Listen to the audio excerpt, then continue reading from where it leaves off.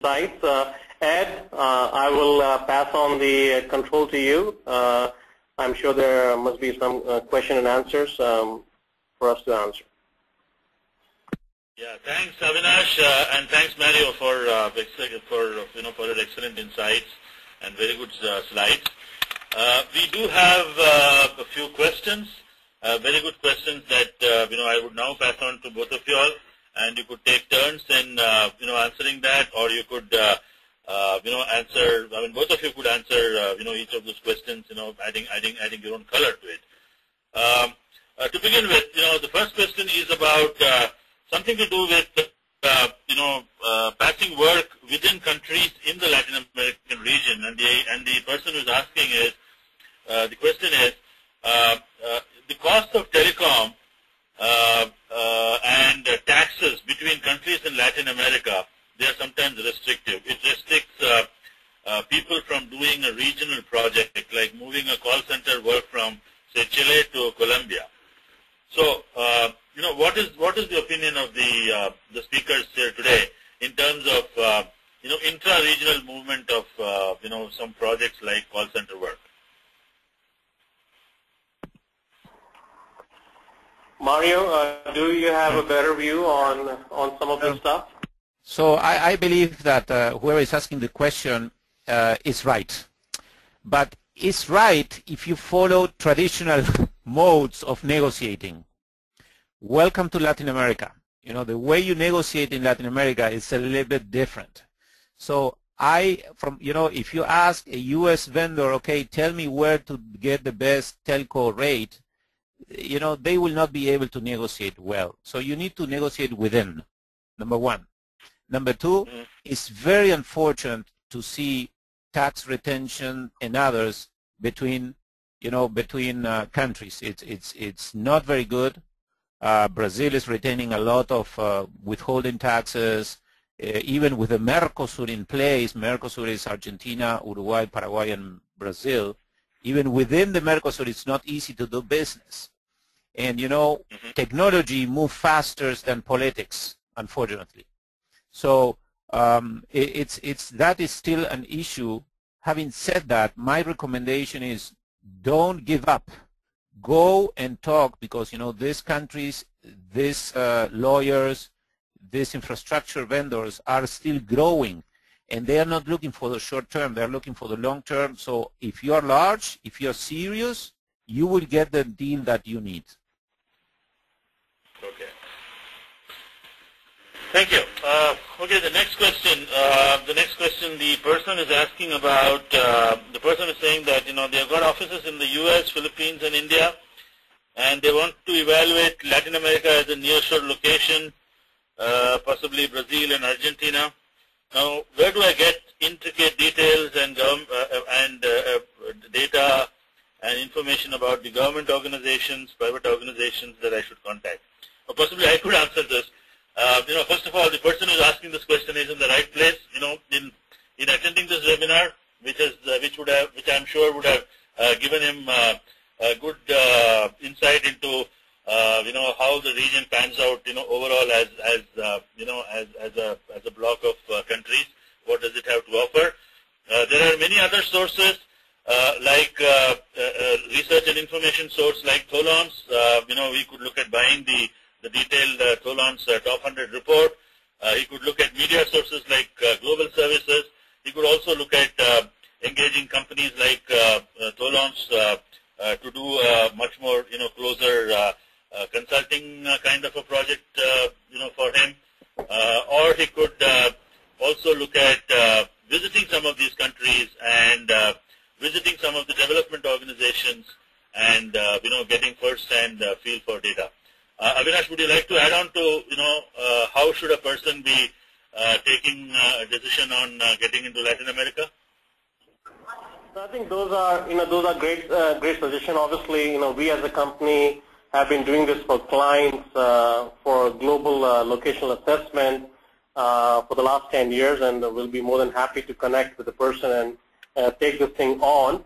And as you rightly said, I think, and I'll just give you some examples. So we have had at least 3 clients over the last 2 years that had operations in India, that had operations in Philippines, and even sometimes things that can be done easily in any of these countries, they had a very significant need to move near shore, and 3 clients moved to Costa Rica. There are clients that we have worked with where we have assessed moving to a place like Mexico previously. We are right now working with a few other clients where some of the shortlisted locations are Peru, Argentina, and one more I forget, Costa Rica again. So I think you definitely need some experienced advice on that stuff, and we'll be more than happy to help. Also, I think there are associations within these countries who are very knowledgeable, and in fact, a lot of these associations in these countries have also done studies by companies and advisors, and so they will have those studies that they can share with you as well, and they may be some on the website, or you can contact them directly as well.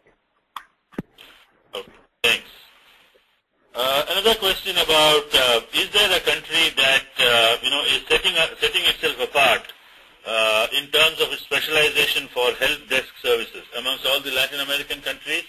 Which is that country that is sort of getting into the specialization of help desk services? Mario? Well, it varies, no, because you may need. I believe that this is probably in Central America. It depends. If you need mainframe and large systems, probably it's Brazil. If you need open source things, it's also Brazil. Brazil is a brutal opportunity there. El Salvador is where Dell is located, and they have a huge. HP also has facilities over there. Argentina has been providing services for quite some time, so it's going to be difficult to pinpoint only one that excels. And Colombia is providing a lot of call services right now, but as Avinash says, it's still growing. You're going to probably see Colombia everywhere in the coming 2 years. So if you're thinking in the future, maybe Colombia it's also a good place to start, because prices are still very nice there, and you can get a sweet deal. So sorry, I didn't give a single country name, but maybe those 4 or 5 are safe bets. Perfectly fine. The other question is about the development or the emergence of real large areas of competence, like even when we consider Silicon Valley as one phenomenon, or Bangalore, or a large cluster which can then go on to become an anchor location, or a group of locations that can go on to becoming an anchor point for a specific skill on specific verticals. Like for example, say something in the semiconductor industry, or something in the say automotive electronics development industry. Now, are you seeing the development of within the Latin American space? Are you seeing the emergence of such clusters, which taken together, a group of locations taken together, is going to have such a deep center of gravity that it is going to emerge as an anchor location for a specific kind of work?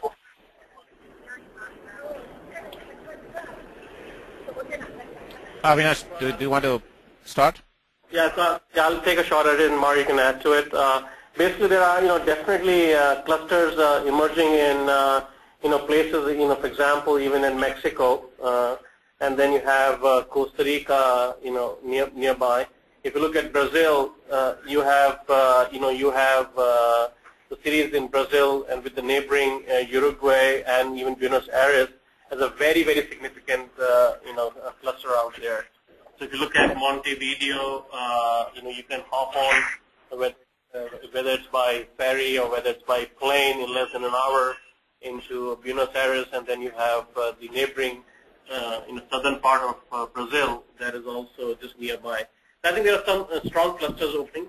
If you look at, for example, Asuncion in Paraguay itself, which obviously has Argentina and has Brazil, around it.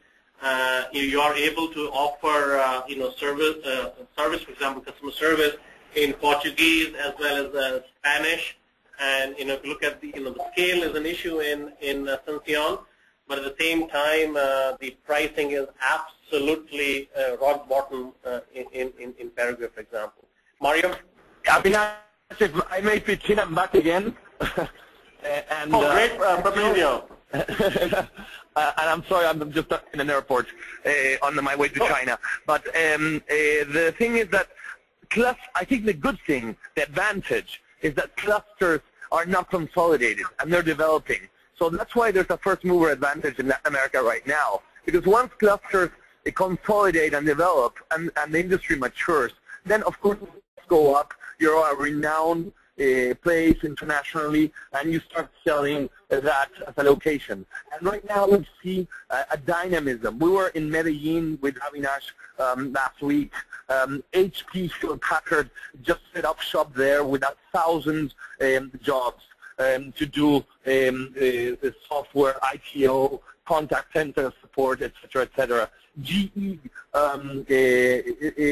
established itself a few months ago in Chile with 1,000+ job operation. You're seeing this development. You're seeing the development in incipient but very sure development of clusterization in the field. And from the point of a development bank like the IDB, we are helping that process. We're promoting the region. We are we're lending resources in order to set up finishing schools, to do public-private partnerships for training, to give more incentives, and to create a business climate more conducive to the field of services. And the countries have recognized that Chile, the new government in Chile said it wants to increase 5-fold its exports of services in the next 5 years. And for that, it's willing, and it's already announced, a series of indications, measures, incentives to do that. Uruguay is working on a loan with IDB to increase its share in the services, and doing specialized promotion and setting up incentives and looking very closely at this matter of human capital and finishing schools and public-private partnerships for training. So I would say that it's good that the clusters are not consolidated. From a private sector standpoint, I would definitely seize the opportunity in Latin America right now. Okay. We have got a lot many more questions to be answered. I don't think we'll be in a position to take up all of them, so I think, let me restrict myself to 3 more questions, which should take us another, 5+ minutes. Okay, the next one here. What are the benefits of NAFTA agreements compared to far shoring? I don't think I understand this myself. Okay, let's go on to the next one. Can you please comment on the depth of the available technical IT staff in South America, particularly Buenos Aires and Argentina? Buenos Aires, Argentina. My company is currently trying to establish a global technical command center, but we are having trouble finding candidates to fill specific IT technical roles. We are finding tough competition for the same technical resources. Please comment. High competition for specific technical talent in Argentina. Is that a common phenomenon? Well, I guess other people can, add to it, but essentially, we know of companies. In fact, one of the companies that, I would probably not name it unless until Fabrizio or Mario think they should. But one of the companies that Mario you referred to, is doing exceptionally great in Argentina. And they're scaled up very well, but then since they want to scale up even more, they have actually set up a location and double the expected plan that they had to actually grow in Montevideo in Uruguay itself.